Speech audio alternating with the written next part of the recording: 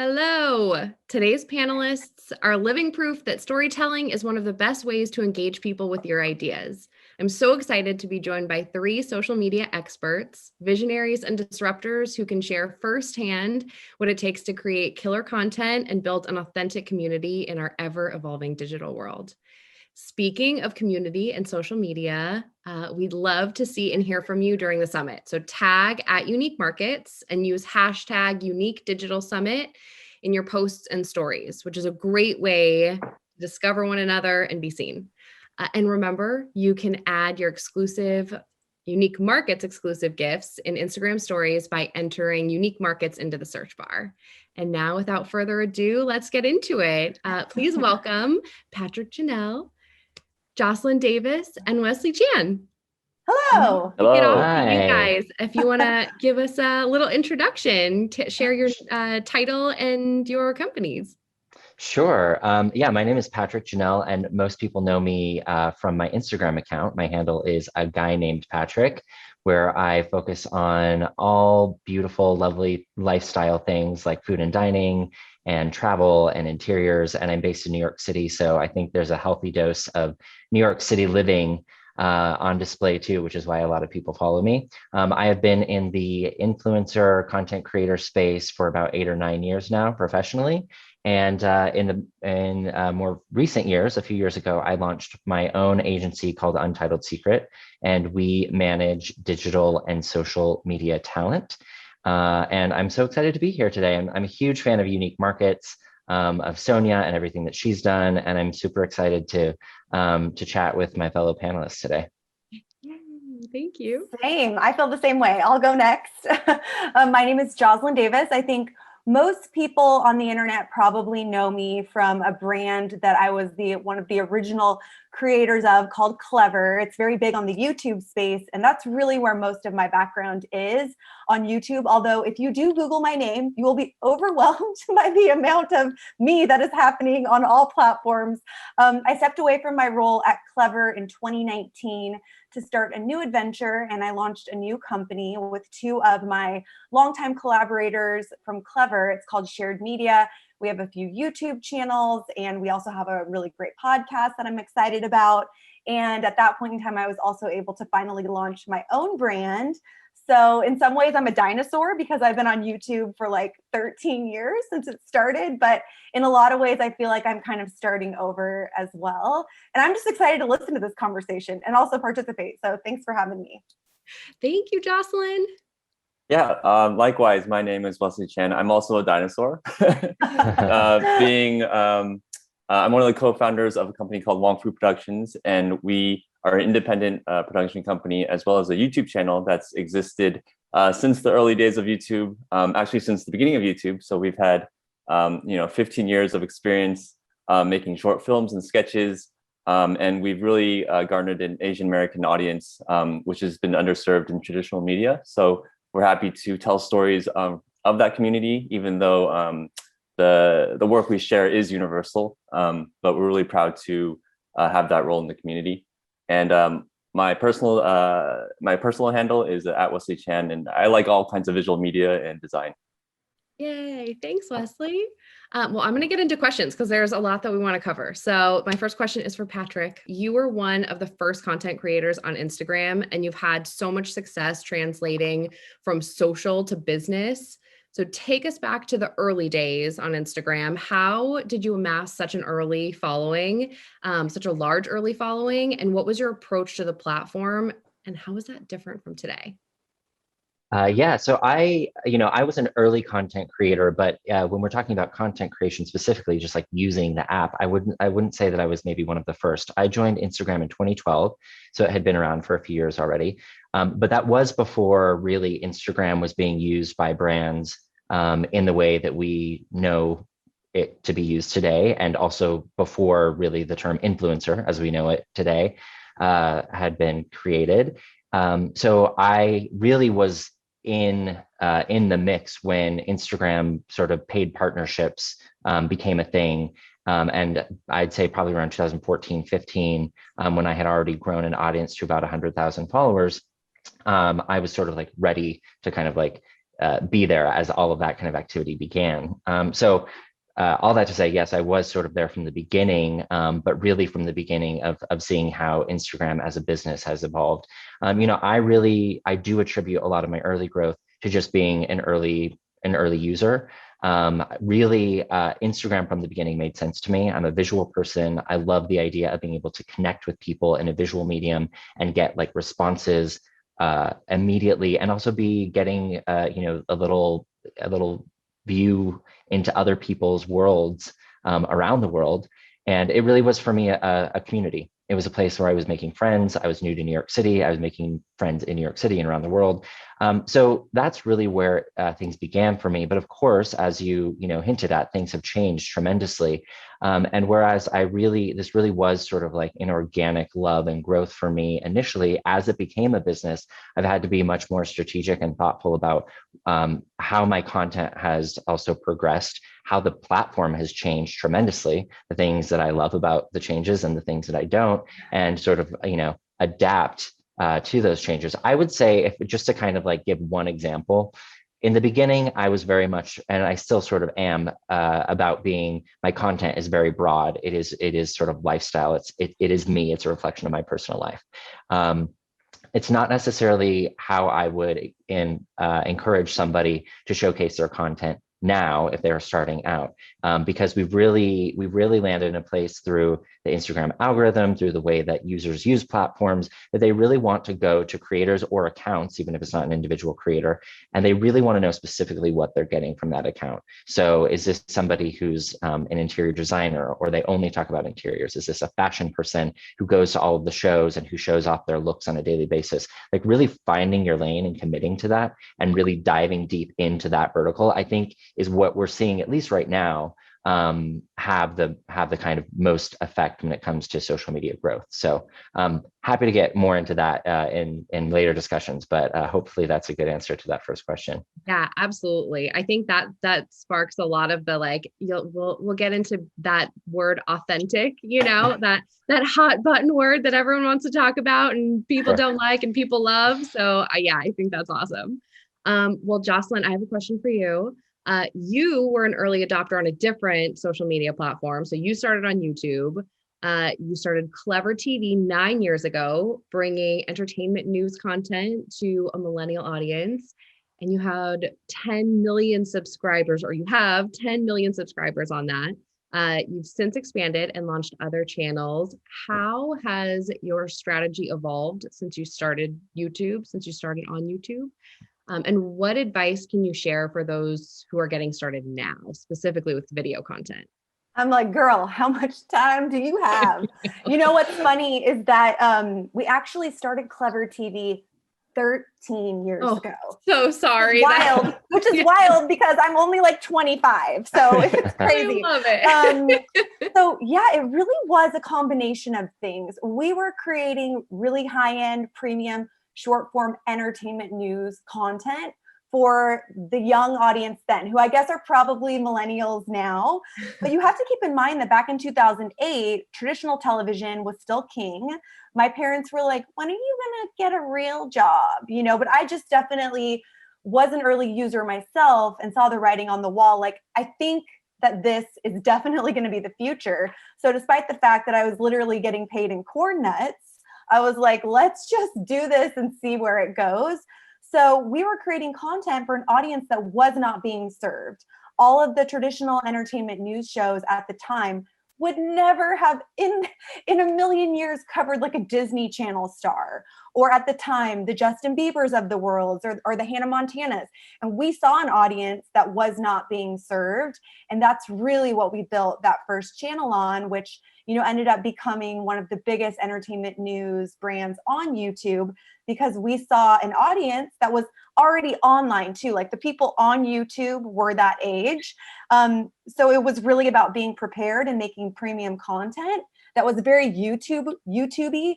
And also the timing was just right. Like the YouTube partner program, I think, launched like the month after we started our channel. So most of the people, and Wesley, you can attest to this, everyone was just like doing it for fun at the time. Yeah. And we had a real business strategy pretty much from the onset.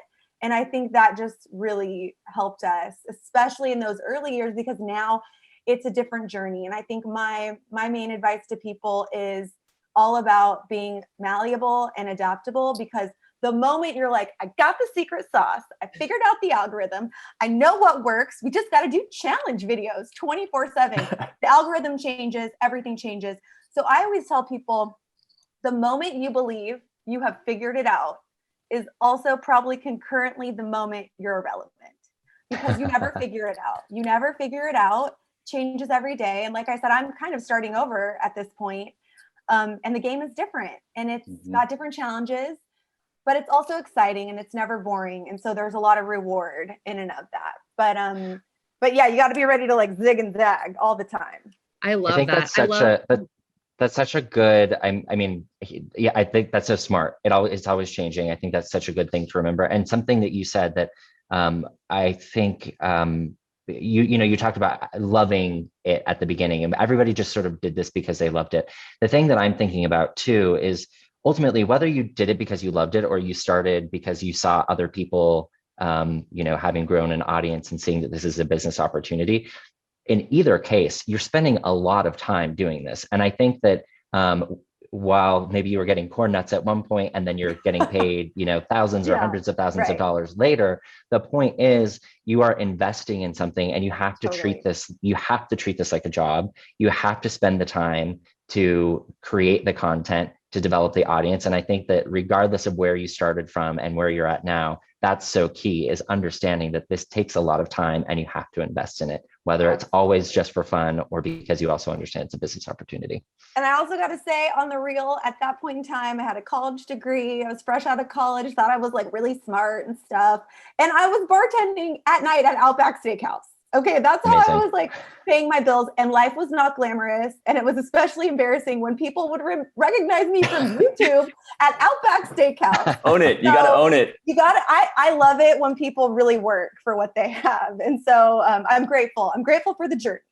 Yeah, so much wisdom just among Patrick and Jocelyn's responses. And I feel like what you guys are saying, whether it's like juggling the individuality of social media and what it ends up evolving into as your business versus what you started as an individual, that's always a compromise that I feel like we're all juggling.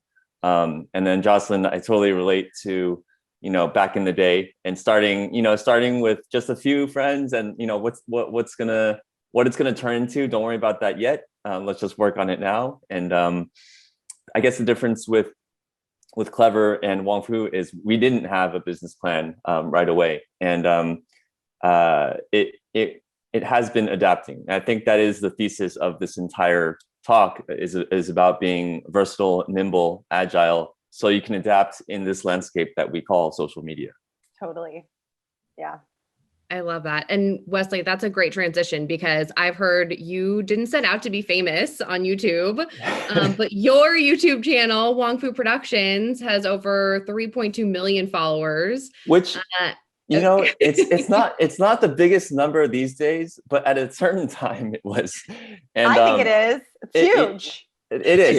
It's a really big number. we're very proud of that. We're very proud of that. I'm just saying that I'm well aware of people that have definitely understood I don't want to say the gaming of the system, but they understood what works and they've capitalized on it and, have grown 11 million in a few months or something. And, props to them. I guess I want to show that I'm aware that, it's not the biggest number, but we're very, very proud of the work we put in, and we're very thankful for that audience. But yeah, I'll let you finish your questions. Yeah, no. Thank you. But I think that that's part of what I was going to say next, was that you really speak to the Asian American community, which is so important, especially right now. You clearly understand how to grow your community.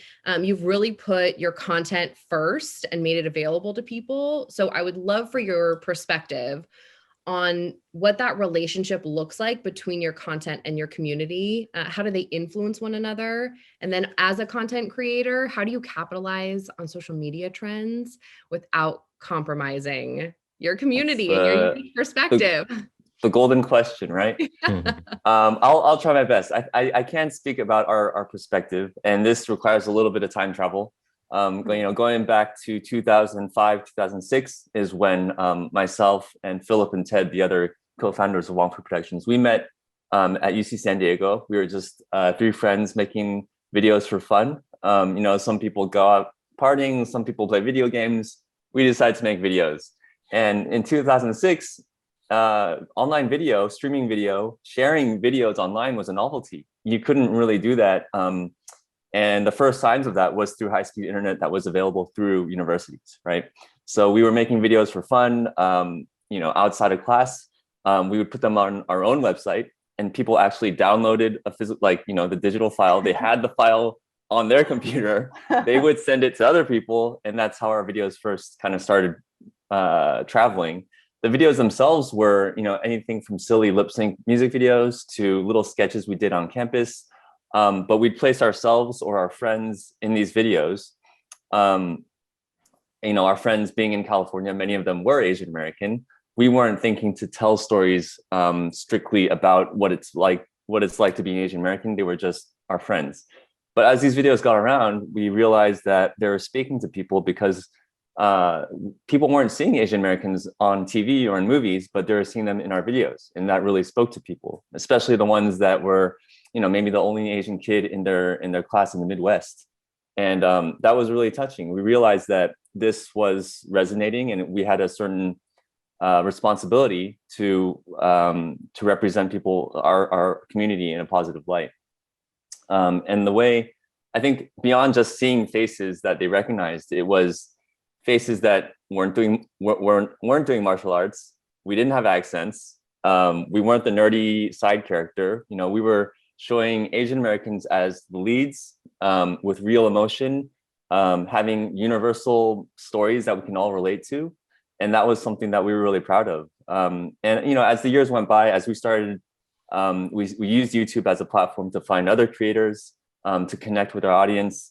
And that's really where the relationship with our community really strengthened. And like you said, now more than ever, it's really important that we have this platform to spread awareness, especially at a time when so much negativity is being expressed towards our community. And we're happy, but also very, very disheartened by what's going on too. So we recognize the importance.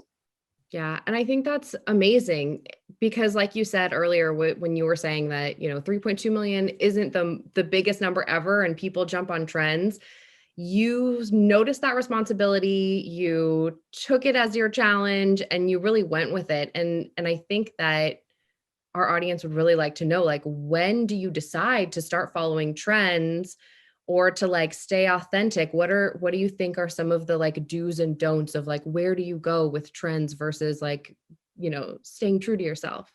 I think trends are fairly, I want to say fairly recent, but they've been trends and challenges on social media have been, when we started, I'd say when the three of us first started, they weren't as big. It wasn't really about what trend this week are you going to jump on to get popular, to get more views or followers. I think the important thing is to know your own voice, and know why your viewers are engaged with your content. What can you offer if you're going to do this trend? What can you offer that's going to be different in doing that trend versus just doing it for the sake of doing it? So recontextualizing the trend through the lens of your brand's identity is the best way I would put it. An example of that is, this isn't really a trend, but there have been pop culture touch points, right? There's been releases, Netflix movies, Disney movies that are big, and people will talk about those things. Even Joslyn, with Clevver, they would interview Disney stars and pop stars in the same vein. So for Wong Fu, an example is we did 2 parodies of The Bachelor. We did so good. You have to go watch. It's so good. We did Asian Bachelorette, and this was really a commentary on how there's very few Asian males represented, not just on the show, but in traditional media in general. So we kind of flipped it, and we made Asian Bachelorette, which was all these Asian very, very attractive, handsome Asian guys, and one non-Asian bachelorette, and basically just switching the perspective to show that how unequal things are. And it wasn't really to criticize anyone. It was just to point out, a little tongue in cheek about what's going on. So in that way, Wong Fu has always offered high quality, highly produced scripted narratives that showcase Asians in a positive light. So we did that parody in that context, and it really resonated with people because they get it right away, and also it's fun to watch. It's shareable, and more recently with the release of Raya and the Last Dragon, we did a Disney Asian princesses, and kind of in the same way made some commentary about why we haven't seen an Asian princess earlier, and how we connect to that. So there's a lot of ways to do it, but the main message is be true. Authenticity is going to be the word of the whole talk, but be true to your voice and your brand. I'm gonna go on a YouTube binge and just watch. You have to. I'm such a big fan. Yes. Thank you. I'm very excited about it. Patrick, I have a question for you. Okay. Today, you started your own talent agency and you're helping digital influencers follow your path to business. What tips do you have for building an audience on Instagram, and how can content creators expand their reach and tap into different platforms and their massive user bases? Yeah, I mean, I feel like I've touched on maybe a few of these things before, but one thing is, I think what Wesley just said is so important. Sort of utilizing the tools that are out there within the context of your own brand that you've developed is so important. Ultimately, you can't just sort of leverage the other things that you're seeing out there, whether it's trends or maybe new tools from the platform or a new platform altogether, if you don't truly have something to say, right? So ultimately, you have to understand what it is that you're communicating, whether that's your passion or your profession, your sort of professional education and background, or just a certain lens through which you see life and you communicate that.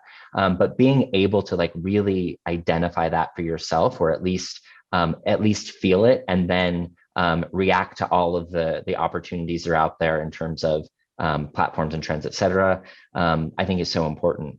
But that being said, it is really important to understand what are these new things that are happening. What are the new tools on Instagram? I know for a fact that Instagram is going to leverage the content from the new tools that they are producing, whether that's fairly recently Reels, or even more recently Live Rooms. Anytime they come out with a new feature, you better believe that they're going to be pushing the content that uses those features. So really being able to adapt quite quickly, as we've talked about, and use those tools in a way that is sort of meaningful to the brand that you've already created. And like I said too, I'm representing talent who are career creators, who are influencers. Untitled Secret is in the business of managing these individuals, helping them with the brand that they currently have, and figuring out where they're going to take that into the future. I'm also the chairman of the board of the American Influencer Council, a newly formed organization. And our goal is really to help both promote the profession and also help individual creators understand how to professionalize their own business. This, like I mentioned before, this is a business, this is work. It takes a lot of time and a lot of energy and a lot of resources, whether that's creative resources or sometimes financial resources, in order to get yourself to a place where you're constantly creating, connecting to your audience, and therefore being seen. Yeah, that's amazing, because I feel like you are providing a service to people. Like, you are giving people artwork, and all of the influencers that you're helping are doing the same thing, and you're helping them to actually get paid for what they're contributing to the world. That's amazing. Yeah, definitely. I mean, I think that it can be very easy for a general public to sort of be dismissive of content creators and influencers for a number of reasons that I also understand, but also this is work, this is creative work, this is output that people spend a lot of time and energy creating. So being able to be compensated for that is a great joy, but I think is also necessary. Yeah, even it's so easy to knock on it. And I'll call myself out. Sometimes even I'm like, oh, what is that? But even, even posting out for the day fit pics, that means that person knows what their product is. Their product is them wearing that outfit, and it is selling, and it's speaking to an audience, and they deserve credit for that, because that's not easy. And doing that every day at a regular basis, it's hard work.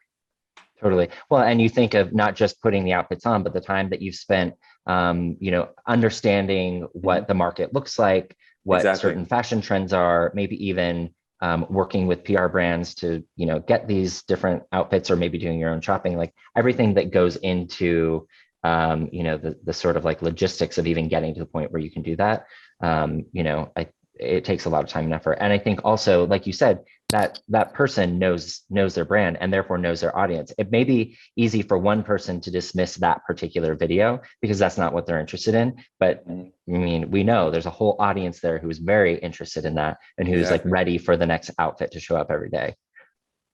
I mean, do we all know how long it takes to learn a TikTok dance? I mean, that alone impresses me. I am not successful. I can't. I just can't do it. I just don't try. I don't try. It's not my lane. I'm always amazed by these people who post a different dance video every day. I'm just like, your brain has a different area than mine. Yeah. Sure. Yeah. Well, and Jocelyn, maybe you can speak to this a little bit. It can take 2 or more hours to create a 10-second video, and days for a longer YouTube video. How do you manage your time as a content creator? Great question. I've been doing this, like I said, for a long time, and I've definitely learned a lot of lessons the hard way. The topic of burnout is something that we hear so frequently, I think, especially in the influencer and creator space, because I think it's very hard as creatives, even ones who understand the business, to let these little pieces of them go. And by that, I mean like outsourcing and hiring people to help you in whatever, way you would like to. I have become an absolutely massive fan of outsourcing as much as I can, that I feel comfortable doing.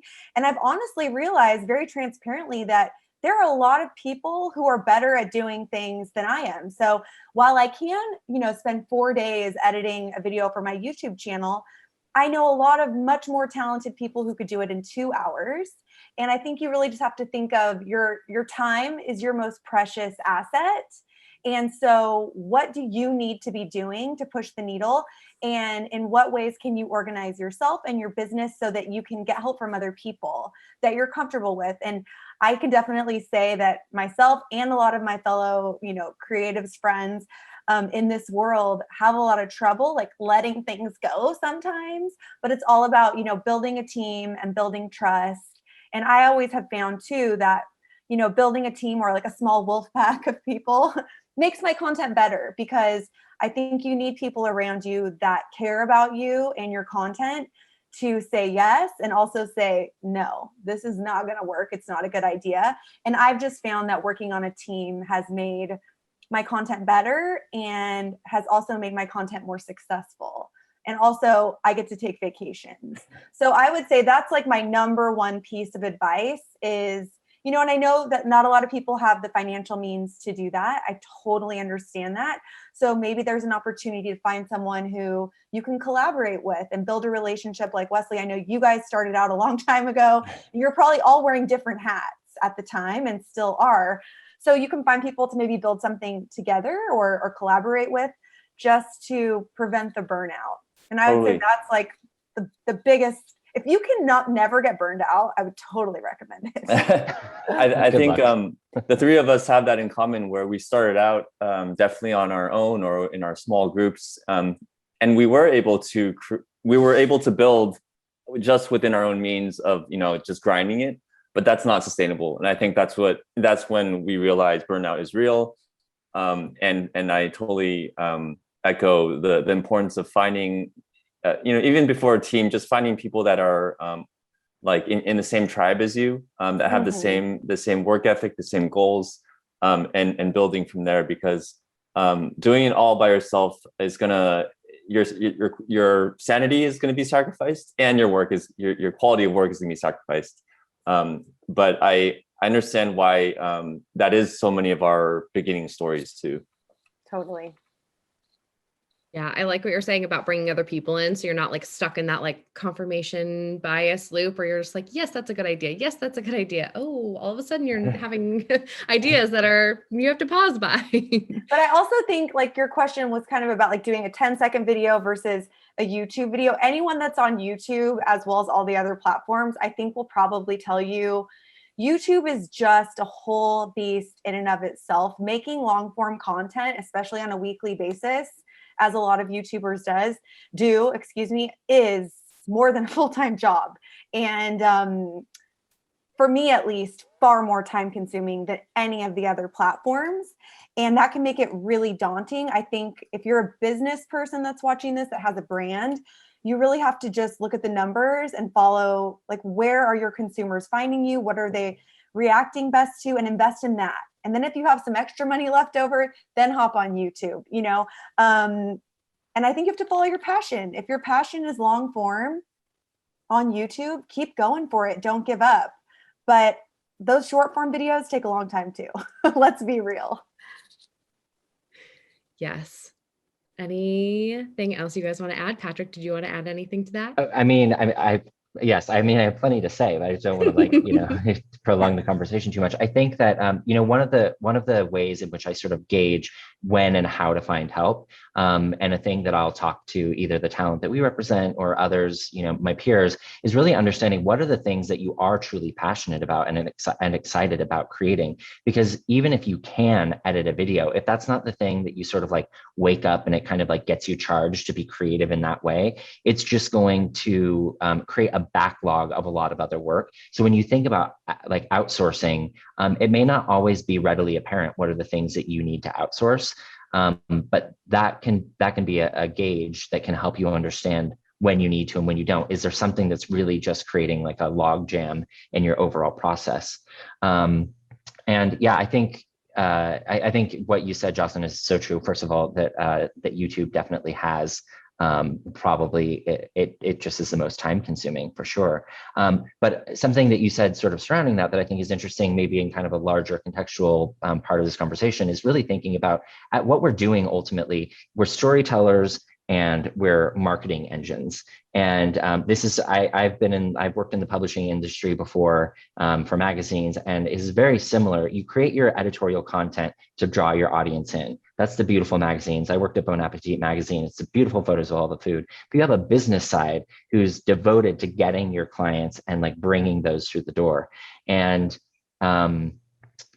this ultimately, you have to be thinking about who your audience is when you're thinking about that like marketing side of things. Where are they? Who is your audience? What is that demographic? How are they finding you? How are they coming to you? What are they going to be interested in? And asking those very traditional marketing questions is going to help you answer a lot of the questions about how you produce content, where it lives, how you're kind of reaching those audiences, and what your sort of best practices are.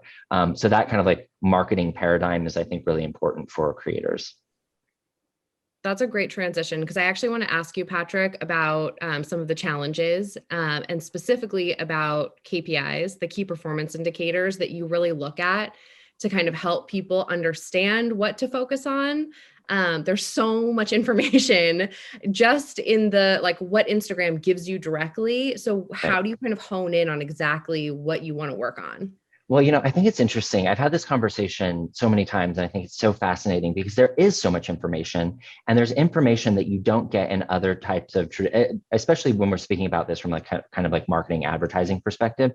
You get information and analytics that you won't ever get in something like a TV ad spot or an ad in a magazine. Like you can't track who saw an ad in the magazine and then made a purchase on it. So like you do have that ability to some extent with some of the analytics, whether it's Instagram direct or any of the other platforms directly, or if it's through, third-party services. However, I think that it's really important to understand that the analytics themselves are not always the whole picture. Like, I think it's really important. There are sort of two ways that I break that down. One, you have things like on Instagram, for instance, you have likes and you have reach, which I'm able to see, but my audience is not able to see. You have, and then all sorts of other engagement like comments and saves and sends and things like that. Being able to tell a clear story to a particular potential partner is really important. And sometimes it's analyzing that data in ways that is not necessarily apparent. It's not always just about the number of likes. Sure, that is definitely like an indicator, but who is this audience? Who are you reaching specifically? And does it mirror the audience that the advertiser is looking to reach? Even more specifically, who is the sort of like, who are the kind of like top followers? What kind of like value of audience are you showcasing in terms of the recognizable names or brands that are following you? I also mentioned reach. That's something that I can see and I can share with a potential client. And that helps indicate how many people have actually like seen and digested this. Sometimes likes is a hard thing to put value on, especially just because of how the algorithm works, and likes are hidden and all sorts of other things. But then I think that there's something totally kind of like outside of like really creating a really strong picture out of the details of the analytics for your partner. And that's the understanding that there are certain brand affinities and values that come from working with influencers and creators that are not KPI driven, that are not about showcasing the direct link between seeing an image and buying a product. As we know, with any type of marketing plan, you really need to have a holistic way of looking at how you get your product and your brand in front of an audience. That includes probably a few different ways. If you're speaking to a millennial audience in New York, you're definitely going to be having ads on the subway, and you're going to be having ads on Instagram and working with social media influencers. And maybe that purchase isn't coming from one of those things directly, but you better believe that through that whole ecosystem of marketing, you're reaching the audience. And when the time comes for them to make a decision, they are going to be making the purchase that you've helped set them up for. So really understanding where the shortcomings of analytics are and where they can, provide value when sort of taken with a grain of salt and looked at properly and creatively, I think are some really important things to keep in mind. Thank you. That's so helpful to so many people, I think.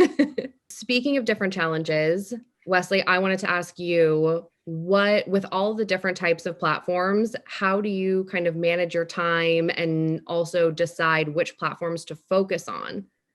Yeah, for sure. I think, well, first off, it's increasingly difficult these days.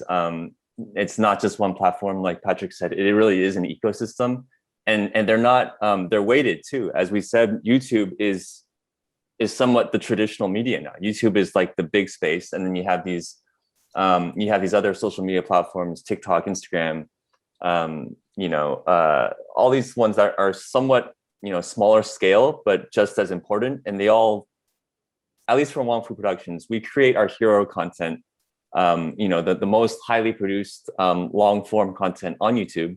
And then we use the other platforms to direct everyone there. And that could be through cut downs of that content. I think, it's very much like traditional media these days. You do the little buzz clip and you use that to direct people to the main clip to do all your promotions. But for Wong Fu, YouTube has been our home base, and it's also been a place where we can have proof of concepts. We did a show on YouTube Red. It used to be YouTube Red, now it's YouTube Premium.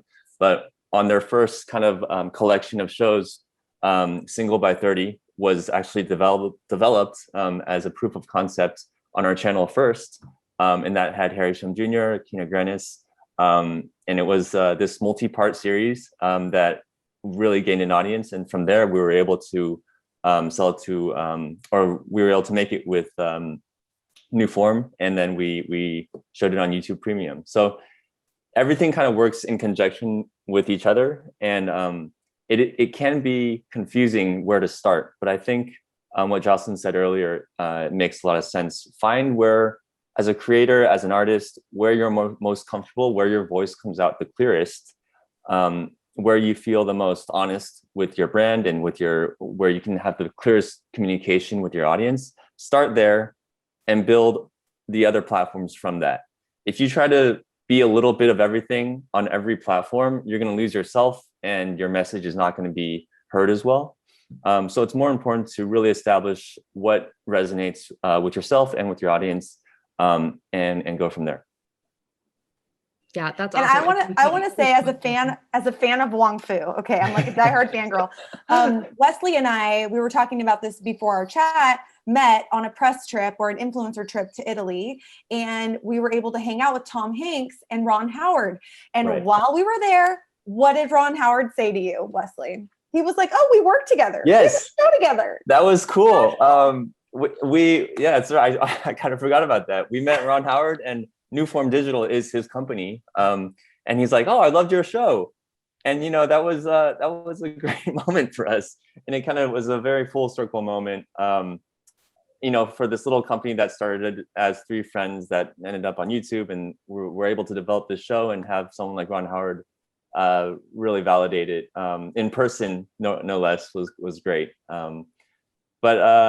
Yeah, I just want to say that the expectations also for every platform are different. That's really important to know. Like a 2-minute video versus a 10-minute video is going to be different. Yeah, the expectations are for every platform are different as well. People aren't going to expect super high quality from a TikTok video, but on YouTube, maybe. But it all is what you promise your audience, what you promise to deliver in the very forefront.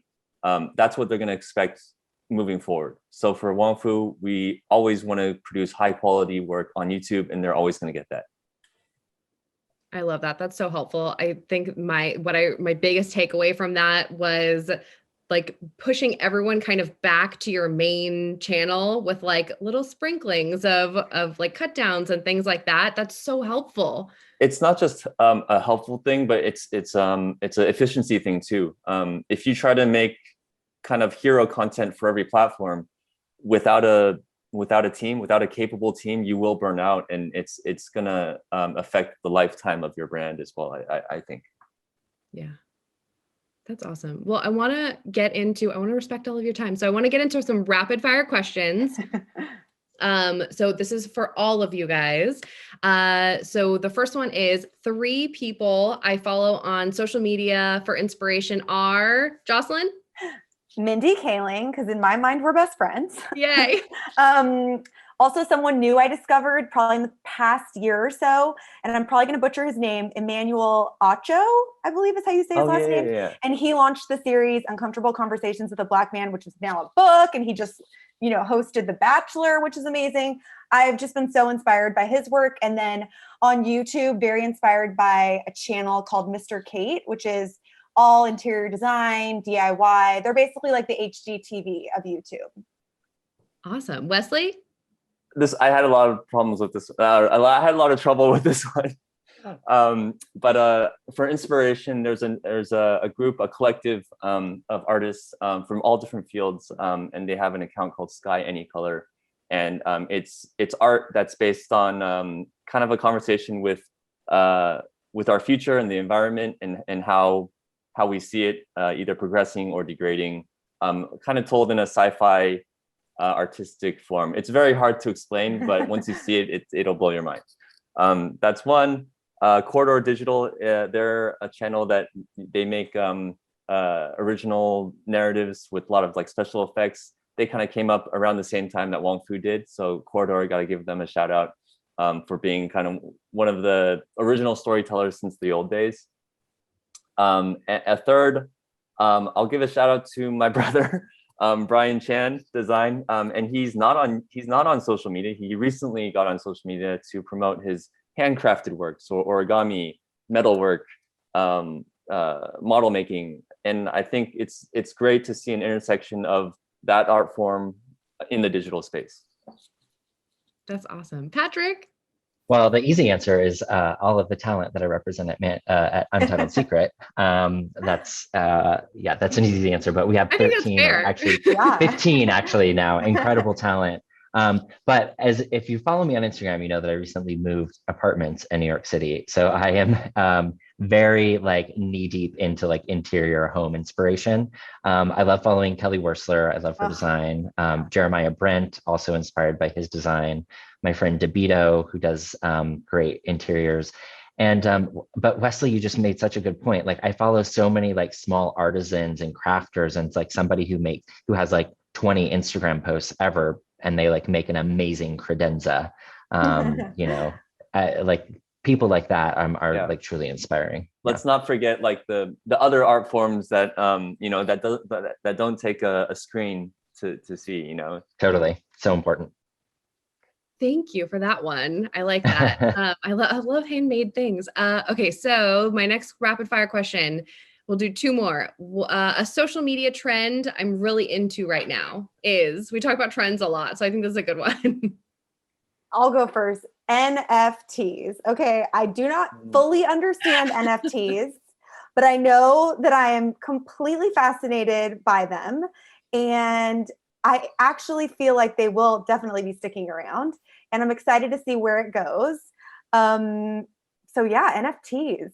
Get on the train. Let's see where it takes that us. reminds me, I literally have like three articles or like email digests that I have flagged because I'm like, NFT, I need to figure this out. I only know like the tip of the iceberg, which maybe is all you can ever know, but I got involved in my first one. I knew it. No, I had to figure out more about it when this came up, but it was just like basically to address all the anti-Asian hate stuff going on. There was 88 Asian Americans get artified, like their portraits, headshots become like a piece of art, and NFT token is assigned to it, and I got to be in one of them. So are you artified? Cool. I am artified. Yeah.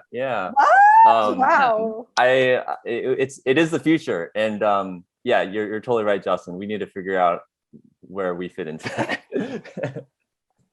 Okay, that's a really good one. Very hot topic. Okay, The last one I have for you is, I think this is a really good one. The biggest social media faux pas. What is it?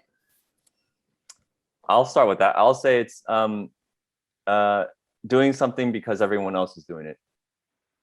I would say it's not like there's not one thing. It's just, it goes back to that authenticity thing again. And in the closing note, I think you know, as much as we're all, I like to say this, as much as we're all content creators, social media is difficult. It'll affect you in ways that you don't know, you don't expect. So if you're going to be a content creator, I hope you also are a content creator. The thing that I have that kind of is sort of connected to that, I love that, the content creator, is, you know, just not being entitled. I think that part of the reason that this industry gets such a bad rap so often, so I guess the faux pas would be being entitled and not being aware of your audience, or of other humans in general. It definitely makes my skin crawl when I see people do things, post content that is obviously totally tone deaf, and you just don't understand the place that you have and the opportunities that you have, and you just like you don't I think I'm not being very clear, but basically and not being able to be grateful for the opportunities that you've been given. Totally. No, I think that's really clear. And you're trying to be nice about it at the same time, which is why I totally saw that. Mine's more on the consumer side, but like, let's be real, all of us are consumers of content as well. I've always had like my grandma radar, which means like, I'm not going to say it or do it if I know my grandma's going to see it and I'll be uncomfortable. And so my thought is always, don't say things online. I mean, this is not always, there are exceptions, obviously. Don't say things online that you wouldn't feel comfortable saying face to face to that person, or in front of your grandmother, if that's your radar person. I think that's just always something good to have in the back of your mind before you hit send. I know Katy Perry, casually, I'm talking about her like we're friends. We're not. I wish we were. She said that she writes tweets, and if they're like a little extra, she just drafts them and then comes back to them the next day and decides if she still feels that way. And so I have a lot in my drafts. Yeah, and even, I mean, on that note, I think it's important, as we talk about social media, we should acknowledge that people are more than their profiles and more than their posts. We're multifaceted. We have tons of interests. Even if you see someone post the same thing all the time, that is their business. but we can all accept and we should all recognize that we're interesting people with tons of interests, and we're more than social media. So we're all human too. That's beautiful. It's true. Is humanity. Thank you so much, all three of you. I just appreciate everything that you guys have taught us today. I appreciate being able to spend time with you and talk to you about this. It's so important for everyone that's trying to build a business, like really. A special thank you to everyone who's joined us virtually from home. We hope you took some really good tips away and you're able to level up on your social media. Don't forget to check out all the great programming you have access to today. And thank you again for joining us. Have a great day. Thank you. Thanks, everybody. Thank you. Thank you.